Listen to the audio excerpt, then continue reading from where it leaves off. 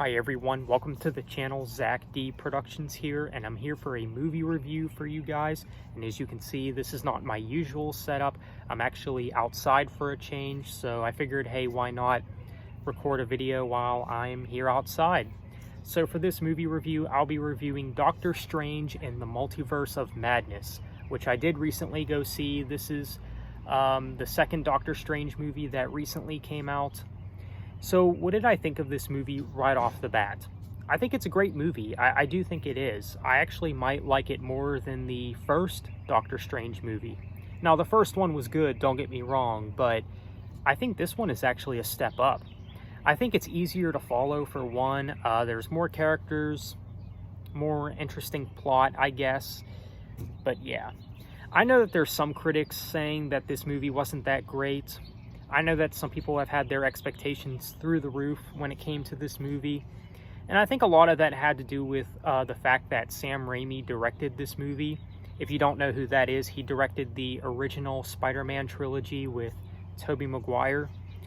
And I think because of that, there were a lot of people expecting to see Tobey Maguire's version of Spider-Man in this movie.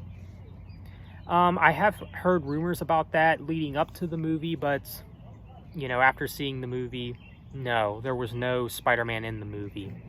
There's no variation of Spider-Man in this movie.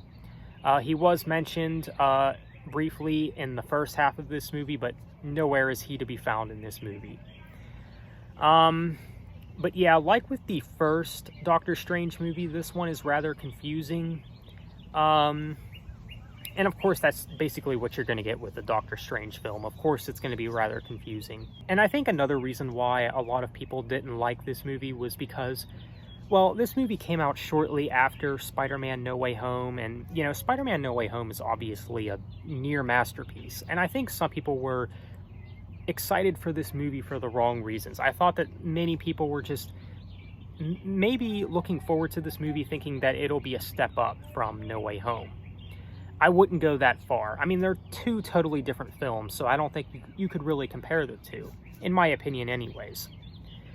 But yeah, I really enjoyed pretty much everything about this film. The characters were pretty interesting, and their plots, their motivation was pretty clear for the most part. I really enjoyed especially the different variations of Doctor Strange, you know, when he's fighting his evil self, when he travels to another universe, and even when he uses his dead self. So I thought that was pretty cool, just the way that, you know, he can use like other versions of himself.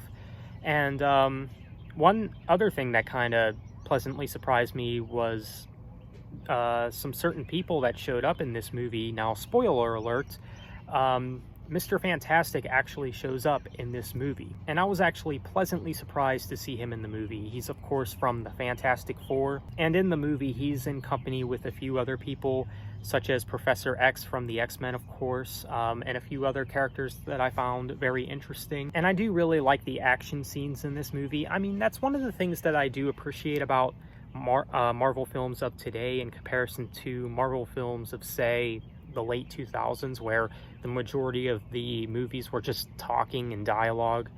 I feel like nowadays they do add a lot more action into Marvel films, which I do appreciate. And I think maybe they've heard the complaints about that, maybe. I don't know. But it does seem like there is a lot more action in more modern Marvel films. I actually did not expect Scarlet Witch to be the main villain of this movie as well. I knew she was in the movie. I actually didn't expect her to be a villain, though. So I found that kind of interesting. At least one variant of her was the villain, Wanda, I believe is her name. And, you know, her motivations are pretty clear as well. You know, what she's trying to do and stuff, you know.